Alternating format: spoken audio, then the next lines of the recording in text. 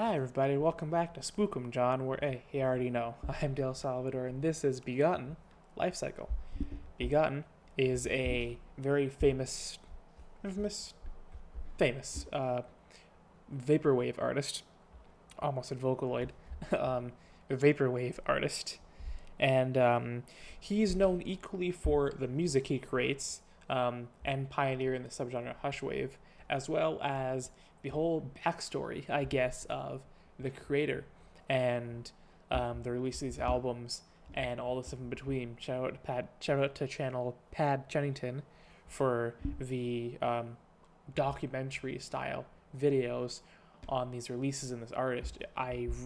If you want to watch those videos, I highly suggest you do it. It is a great. It's because it's weird because I want to critique it. I want to sell it like a movie because it's just so out there and bizarre and entertaining. But it's not a movie.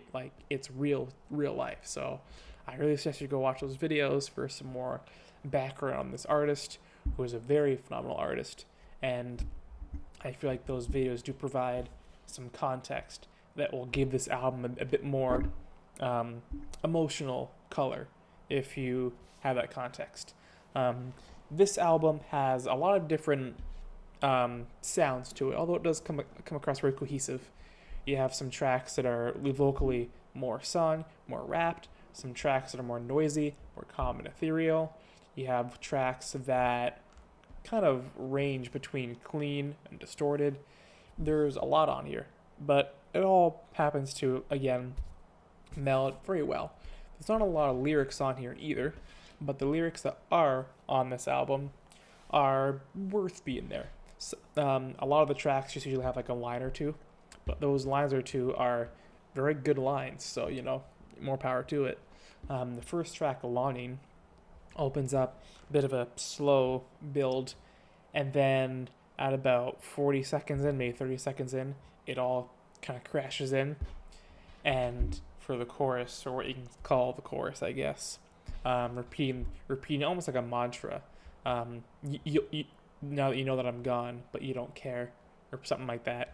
It's kind of fading from my memory. Then you have the track 2, which is called Love. You have track 2 called Love, which is a bit more about sex, and you have these weird sort of vocals in the background, and some you have some glitchy synthesizers too on the first track, and a couple of the tracks that also add to the color a lot.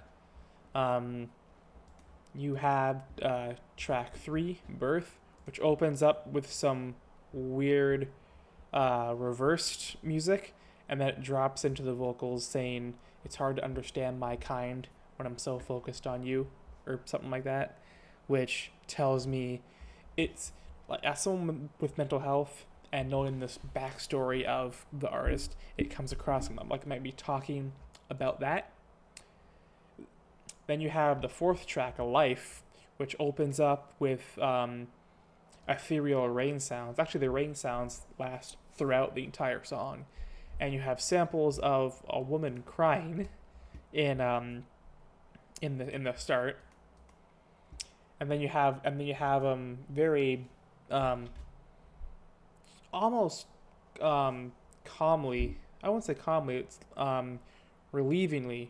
That's not a word. Singing to close his eyes and send him off into the night, which paired with the very calm, almost the delivery sounds like he's like it's a weight's been lifted off his shoulders, and paired with that kind of relaxed delivery, this album is weirdly calming and tranquil, but slightly eerie and melancholic at the same time. It's quite interesting. And then you have the song Sickness, which the vocals are so distorted you can't even make them out, really. And then about halfway through the song, they do come in a bit more legible when a bit of a drop. Then you have the song Desperation, which starts off with what sounds like shackles jingling around. And then you have the lyrics. Sometimes it's hard not to notice the smell of roses, and you have this heartbeat sound that is going, that is repeating all through the song, that at some points, how it's mixed, drowns out the rest of the song, and it's very interesting. It's of course not mixed traditionally well, but I think that's the point, like you can't really dig on something like, say, Death Grips for not being mixed commercially well. It's not trying to be mixed well, it's trying to be distorted and over compressed and all that kind of stuff, and it definitely works with adding color to the music. Then you have the song Depression after that, which comes in pretty full force with some really nice chords, and that actually is very similar to a lot of rap music of the late 20 teens. I think I'm not the biggest consumer of rap music, but it reminds me a lot of the very, lack of a better word, sad boy stuff, like XXXTentacion, or you have these rappers with the trap beats kind of singing and mumbling under their breath a bit, like some of the songs he would release off of his Question Mark album. Still talking about X here. And Depression, this song, is a bit like that. And then it ends with a very nice acoustic guitar part, which is mixed really well. And again, this whole album, very interesting. Then you have the last track, Suffering, which again is a lot more of a pop approach to the sound, and it's probably the catchiest track on this one as well. And then you have, I might as well bring it up, you have bonus track 1 and 2. Bonus track 1 is really weirdly chaotic, and I think quirky is, I guess, the right word, kind of. But it's really a lot of different things clashing against each other, in a good way, though. And then you have track 2, bonus track 2, I mean, which is another very spacious mix with some trap drums here and there, big open pads. And yeah, like this album is really good at what it does. It's really hard to, it's kind of hard to rate, because like I would not give it a 10, but I can't really say anything I would change either. Like the sound it's going for, it definitely does achieve, and it does it really well. But I would not say any of this really blew me out of the water. Like it wasn't like amazing, but it definitely was really good. I think I'd give it like a solid 8, a 7 or 8. I think every track here is good. It has its own unique sound. The lyrics are good, even though there is not many. It pulls from a wide range of subgenres of vaporwave and genres music in general, and makes them fit.